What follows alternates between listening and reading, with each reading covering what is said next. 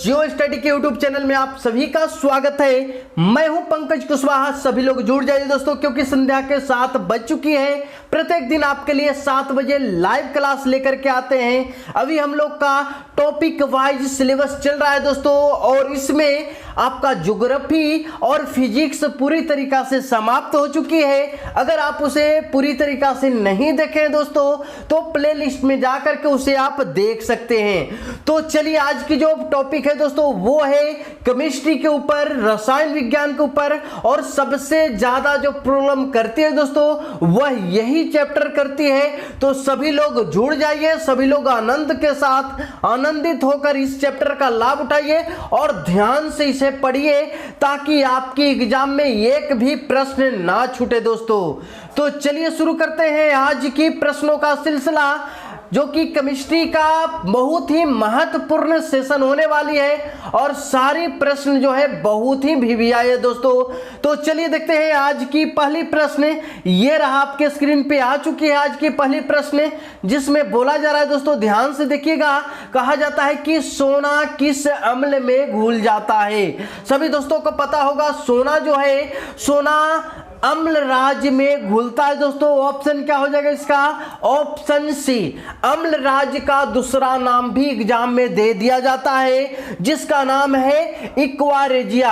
अगर कहीं अम्ल राज नहीं मिले दोस्तों, तो उसके जगह पे इक्वारेजिया अगर रहे तो इक्वारेजिया मतलब अम्ल राज ही होता है। ठीक है, और आपको बता दें कि इक्वारेजिया या अम्ल राज में दो पदार्थ मिलकर के बने होते हैं दोस्तों, HNO3 और HCl का मिश्रण होता है। अब आपको जानकारी के लिए एक चीज और दे, ये दोनों का अनुपात जो होता है दोस्तों 1:3, यानी HCl का 3 अनुपात होता है और HNO3 का 1 अनुपात होता है दोस्तों। ये चीज आपको याद रखनी है। यहां तक यदि आप क्लियर हैं तो चलते हैं नेक्स्ट क्वेश्चन में, यानी कि आज की दूसरी नंबर प्रश्न को ध्यान से देखनी है। इस प्रश्न में दोस्तों क्या बोला जा रहा है, देखिएगा ध्यान से। दिया सलाई में प्रयुक्त होता है, इसके बारे में बोला जा रहा है दोस्तों कि दिया सलाई में किसका प्रयोग किया जाता है। तो सभी विद्यार्थियों को पता होगा कि दिया सलाई में लाल फास्फोरस का प्रयोग किया जाता है। इसका मतलब हुआ ऑप्शन ये बिल्कुल सही है। चलिए नेक्स्ट क्वेश्चन की तरफ बढ़ते हैं दोस्तों, ध्यान से देखिएगा, और बहुत ही ढंग से इसे पढ़ने की जरूरत है, क्योंकि सबसे हार्ड टॉपिक केमिस्ट्री का ही होता है दोस्तों। सबसे हल्का तत्व होता है कौन, इसके बारे में बता देनी है। तो सबसे हल्का तत्व जो होता है दोस्तों वो होती है हाइड्रोजन, जिसकी परमाणु संख्या 1 है ना। चलिए नेक्स्ट क्वेश्चन की तरफ बढ़ते हैं, और देखिएगा आज की चौथी नंबर प्रश्न दोस्तों, जिसमें बोला जा रहा है क्या, ध्यान से देखिए। सोने के आभूषण बनाते समय इसमें मिलाया जाता है क्या, इसके बारे में बोला जाता है। तो आपको याद रखनी है कि सोने का जो ओरिजिनल कैरेक्टर, जो सोने को सबसे पहले तो जान लो कि सोने को किस में मापा जाता है, तो कैरेट में मापा जाता है। और जो ओरिजिनल सोना होते हैं वो 24 कैरेट का होते हैं दोस्तों। और ओरिजिनल सोने से आभूषण नहीं बनाए जा सकते हैं। आभूषण बनाने के लिए उसमें तांबा मिलाया जाता है, तांबा का प्रयोग किया जाता है। सारी प्रश्न क्लियर हो गया आपको? यहां तक क्लियर है? बार बार आपको एक एग्जाम में आप पूछता है कि बताइएगा कि जो आपकी 18 कैरेट की जो सोने होते हैं, ध्यान से क्वेश्चन को सुनिएगा। 18 कैरेट की जो सोने होते हैं उसमें शुद्ध सोना कितना होता है, ये भी क्वेश्चन पूछे जाते हैं दोस्तों, है ना। तो इसका अगर जवाब जानते हैं तो जल्दी से कमेंट बॉक्स में देंगे, क्योंकि हमें पता है सभी विद्यार्थी इसका सही आंसर जानते होंगे। चलिए नेक्स्ट क्वेश्चन की तरफ बढ़ते हैं, ध्यान दीजिएगा। ये रही आज की 5वीं नंबर प्रश्न दोस्तों, जिसमें बोला जा रहा है क्या कि रबर के संश्लेषण में किसका प्रयोग किया जाता है। यह भी क्वेश्चन बहुत ही लाजवाब है, बहुत ही महत्वपूर्ण है। तो सभी लोग जवाब दे जल्दी से, इसका सही आंसर क्या होगा। तो विद्यार्थी इसका सही आंसर होगा option B, isoprene.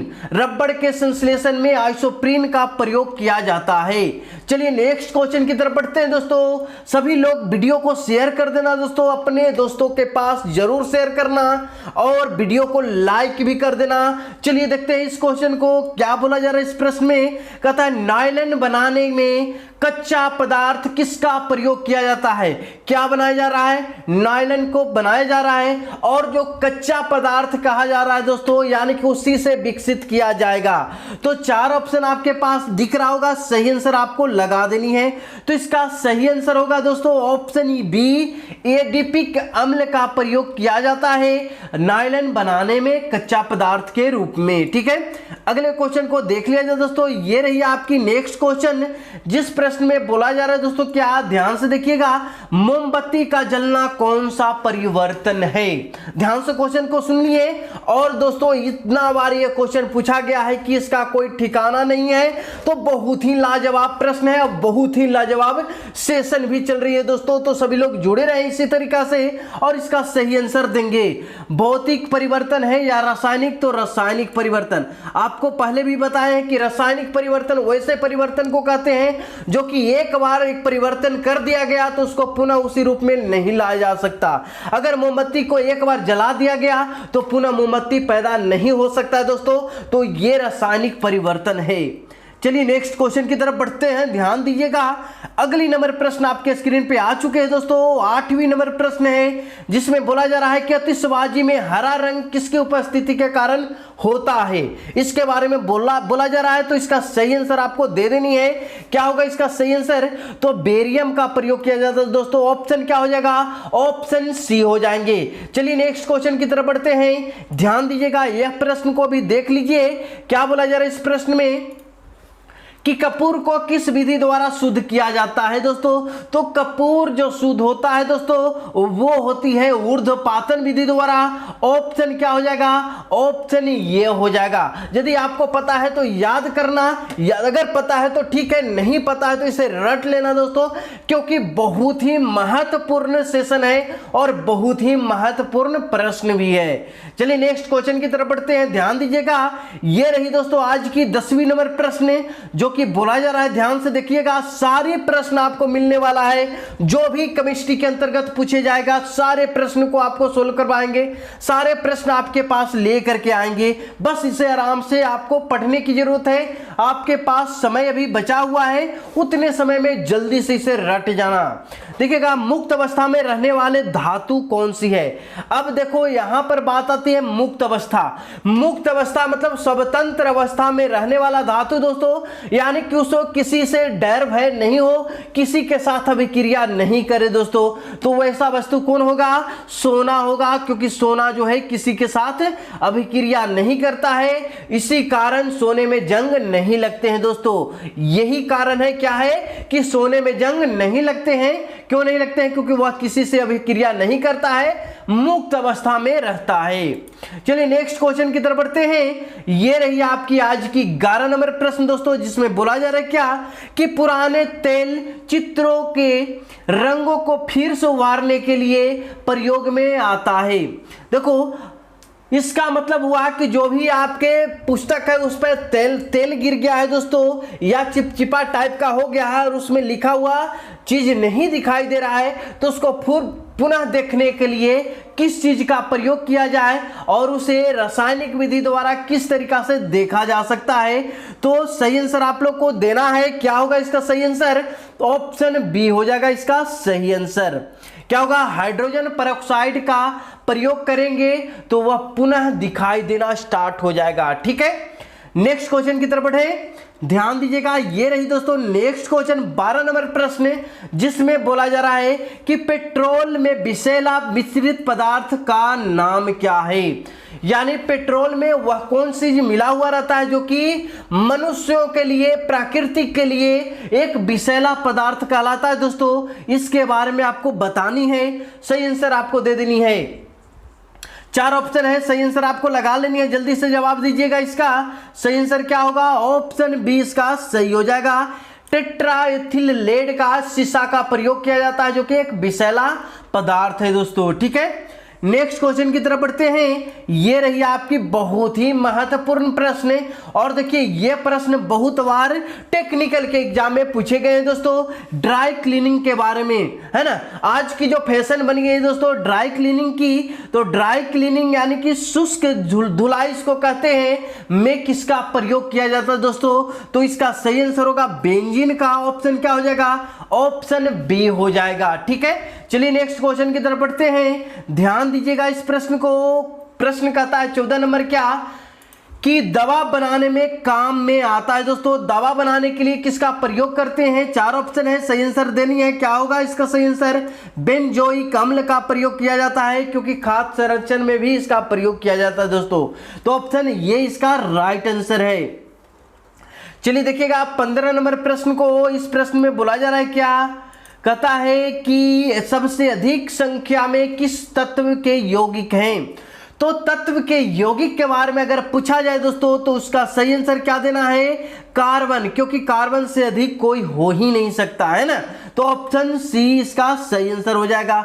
Next question को देख लिया जाए। ये रही आज की 16 नंबर प्रश्न दोस्तों, जिसमें कहा जा रहा है कि हैबर विधि से अमोनिया के निर्माण में निम्न उत्प्रेरक प्रयोग में लाया जाता है।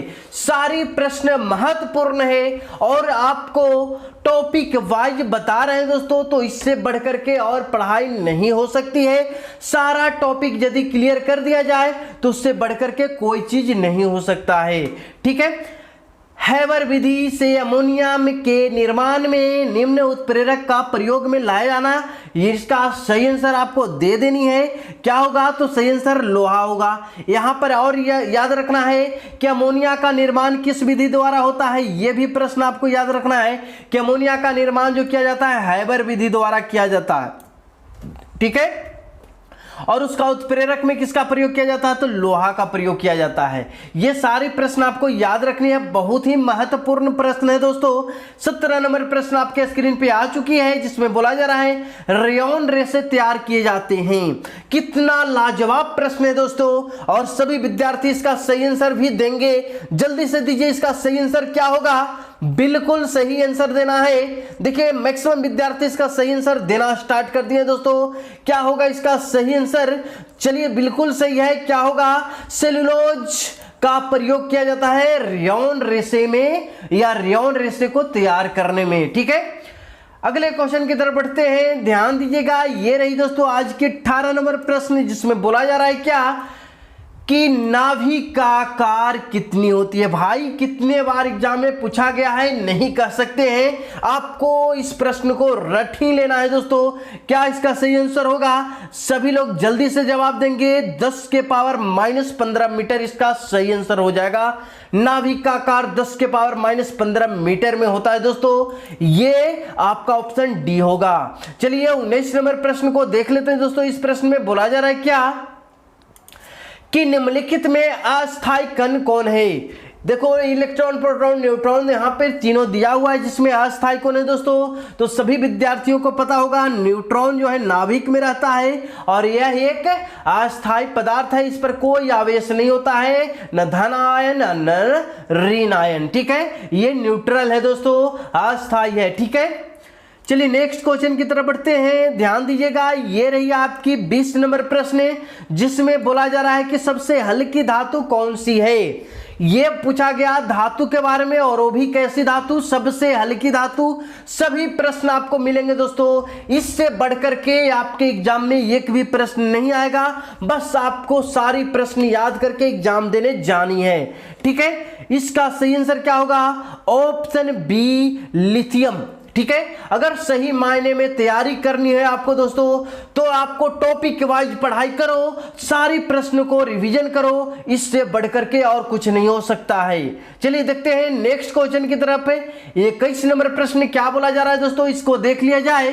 कहता है कि वसा विलय होते हैं, यानी वसा किसमें घुल सकता है दोस्तों, इसके बारे में बोला जाता है, बोला है। तो इसके बारे में जल्दी से जवाब दीजिए। वसा को घोलना है दोस्तों, 4 ऑप्शन आपके पास है, सही आंसर आपको लगा लेनी है। क्या होगा, सही आंसर ऑप्शन बी होगा, कार्बन टेट्राक्लोराइड में वसा घुल जाता है दोस्तों। ठीक है, नेक्स्ट क्वेश्चन को देख लिया जाए। ये रही आपकी नेक्स्ट क्वेश्चन 22 नंबर प्रश्न, जिसमें बोला जा रहा है दोस्तों, क्या, ध्यान से देखिए, सबसे भारी धातु कौन है। सारी प्रश्न आपको बहुत ही महत्वपूर्ण मिल रहा होगा दोस्तों। इसका सही आंसर होगा ओस्मियम, ऑप्शन बी इसका सही हो जाएगा। चलिए नेक्स्ट क्वेश्चन को देखते हैं। ये रही दोस्तों नेक्स्ट क्वेश्चन बाय आज की 23 नंबर प्रश्न है, जिसमें बोला जा रहा है कि जल का शुद्धिकरण किया जाता है। जल को कैसे शुद्ध कर सकते हैं दोस्तों? तो जल को शुद्ध करने के लिए क्लोरीन का प्रयोग किया जाता है। ऑप्शन बी इसका सही आंसर हो जाएगा। चलिए नेक्स्ट क्वेश्चन को देख लेते हैं दोस्तों। ये रही आज की 24 नंबर प्रश्न, जिसमें बोला जा रहा है कि सबसे अधिक विद्युत ऋणात्मक तत्व कौन सा है। विद्युत का ऋणात्मक बोला जा रहा है, तो विद्युत का ऋणात्मक तत्व के बारे में अगर बोले तो फ्लोरीन इसका सही आंसर हो जाएगा। ऑप्शन डी आपको लगा लेनी थी। ठीक है, सभी विद्यार्थी ने इसका सही आंसर भी दिया था, कोई बात नहीं। चलिए देखते हैं नेक्स्ट क्वेश्चन को। ये रही दोस्तों आज की 25 नंबर प्रश्न, जिसमें बोला जा रहा है दोस्तों क्या, कि राष्ट्रीय रासायनिक प्रयोगशाला कहाँ स्थित है। तो रासायनिक प्रयोगशाला जो है भारत में पुणे में अवस्थित है दोस्तों। ऑप्शन क्या हो जाएगा? ऑप्शन बी हो जाएगा। ये थी आज की टोटल 25 प्रश्न। यदि दोस्तों वीडियो अच्छी लग रही है और वीडियो अच्छी लगी है तो वीडियो को लाइक कर देना और अपने दोस्तों के पास शेयर जरूर करना दोस्तों, क्योंकि आपकी एक शेयर से हमें क्या मिलता है? मोटिवेशन मिलती है और बहुत ही टाइम टू टाइम वीडियो बनाने के लिए तात्पर्य रहते हैं। आपकी फ्यूचर को मद्देनजर रखते हुए, आपकी एग्जाम को मद्देनजर रखते हुए टाइम टू टाइम वीडियो बनाने की कोशिश करते हैं दोस्तों। चलिए एक चीज और जानकारी देते हैं। 2 दिन पहले आपको अनाउंस किए थे कि मैथ की क्लास स्टार्ट होगी दोस्तों। सभी विद्यार्थी का लगातार कमेंट आ रहा है कि सर मैथ की क्लास स्टार्ट की जाए। थोड़ी सी टेक्निकल प्रॉब्लम थी हमारे पास, जो कि ठीक हो गई है और कल से ही आपकी मैथ की क्लास स्टार्ट होगी दोस्तों। जो आपको टाइमिंग बोले थे 9 बजे से, वो थोड़ी सी परिवर्तन कर दी गई है। अब 9 बजे टाइमिंग ना हो करके इसे 10 बजे की टाइमिंग कर दी गई दोस्तों। तो सभी विद्यार्थी कल से 10 बजे लाइव क्लास में जुड़ जाइएगा, जो कि सुबह में ही होगा। सुबह का 10 बजे लाइव क्लास मैथ का। और एक चीज आप लोग से कमेंट करके बता देना आज ही कि लाइव क्लास में 2 चीज आपको होते हैं।